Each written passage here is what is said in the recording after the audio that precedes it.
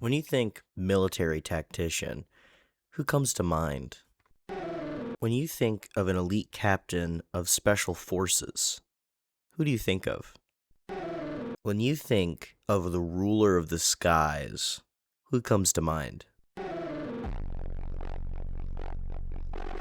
I can tell you, and not one of you thought of Starscream. Not one of you. Not one of you thought of this robotic worm. I've always liked Starscream, mainly because when I was a kid, I thought fighter jets were really cool. And then as I got older, I realized that his character is just really, it's really just a punching bag. But he's still a cool design, so I wanted to implement that into one of these kitbash Space Marines. Hardest part about this was finding a good starting point. This is from one of the Series 1 Space Marine blind boxes. It's whatever their heavy one is. I've always interpreted the G1 design of his, like, booster high heels, I don't know what you want to call them, as much bigger than, like, his thigh. I've always found G1 proportions really hard, mainly because their torso is smaller than their arms, and their legs are longer than their arms and their torso. So I've always interpreted his little thruster as more of like a boot. I tried to use that heavy lower half to make it look good. Originally, I was going to chop off the top half, so I decided to just cut the collar off and kind of smooth it out the best that I could.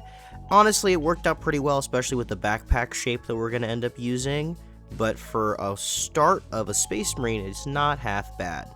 Now, the backpack was the harder part of it. I wouldn't say the hardest.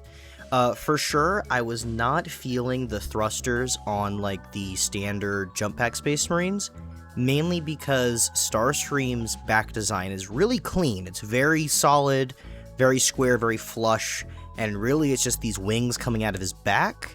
The best way I thought that I could take care of that similarity was taking a normal Space Marine, like, exhaust bag, cutting off the two thrusters on the sides, and placing the wings onto those newly made wells on the side. Now, I really want to follow the flow of the G1 model, and a really important part of this is that Starscream's wings are upside down. Now, from the original reason is because that's how he transformed. He kind of jumps forward and bends into himself to then transform, but I wanted to keep it because I've always thought the upside down wings was a really unique look, especially because he's one of, if not the only Decepticon or Transformer in general who has their iconography upside down. Now, I know the other flying ones also have the same thing, but they're just recolored Starscreams, so I don't really think that counts. The wings that I'm using for this project come from this cool, like, Gundam action figure. I saw them in, like, Hobby Lobby. It was like $10. I bought it, I opened it, and it was like none of the glue was on, so I was able to actually see each individual piece as they are, kind of fiddle with them. I had some ideas of doing this project anyways, and I always thought that it would make really good bits. Definitely those claw hands give me, like, kind of a Doc Ock vibe. I think with two of the wings put together on the original thruster in the box would make a pretty cool Green Goblin glider, maybe? I don't know. Another one of Starscream's very iconic elements for him is his kind of shoulder-mounted phasers. In order to do this, I figured that I would really, really need straight arms. I found a really commanding pointing arm, and from an actual Jump Pack Space Marine kit, I found this plasma pistol that I thought worked really well, because I need to have weapons on this guy, of course. After selecting those arms out, I realized that if I'm going to give him a plasma pistol, the pistol that's in the holster of my model is kind of uncomfortable. Now, I know no one else would notice this, but for me, I don't like when a character has a pistol in their hand, but they also have a pistol in a holster, and there's no pistol holster that's open or available, or like a kitbash will have the person having a pistol, but there's no holster. I don't know, it's always been a weird thing for me. I like the character to feel real, even though it's, you know, you're kit bashing. So I had to pull out my brand new Dremel, I just got this, to sand away at the pistol grip that's in the holster. Problem with this is that this is the first time I'm ever using this. I was very nervous, and I also sanded down the entire pouch on his hip. Easy fix. I literally just found another pouch bit, slapped it on, and it looks pretty clean, I'm not gonna lie. I for the first time dremeling, I for sure put it on too high of a speed. It did melt quite a bit of that cut plastic.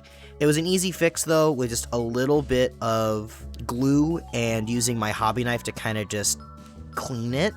And it looks pretty good. I'm actually very happy with my first time using a Dremel. I did think I was going to ruin this model, but it worked out perfectly. With all of the nitty-gritty done, getting the phasers, or plasma shoal, I don't know what they're even called, getting the little blasters done was a little tricky.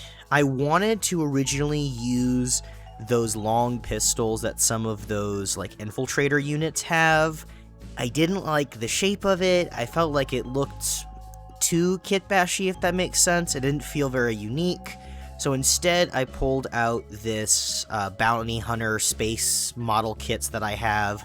Was looking through some of the guns.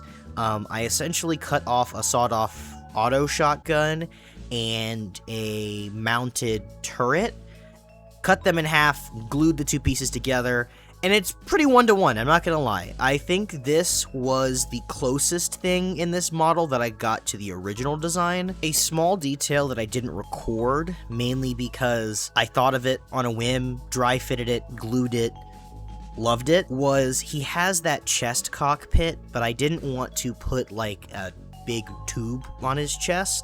So I did a little bit of digging through my bits. I gathered some of those armor platings that I used for Commando's shoulders, put one facing upwards, one facing downwards, and it looks really good. I believe with like a good bit of paint, it's going to look exactly the way I want it to. And it does give him this kind of broken apart Transformer look that I really, really enjoy. But with that final touch, that's the end of the video, almost. You're obviously going to see the model painted and everything, but I just wanted to say thank you for watching this far. If you're watching through shorts, like through Instagram, TikTok, YouTube Shorts, go ahead and come to the channel, look at some of the other videos, look at the full-form content I do, or don't, you know, that's up to you. With all that said, I'm going to show you the model.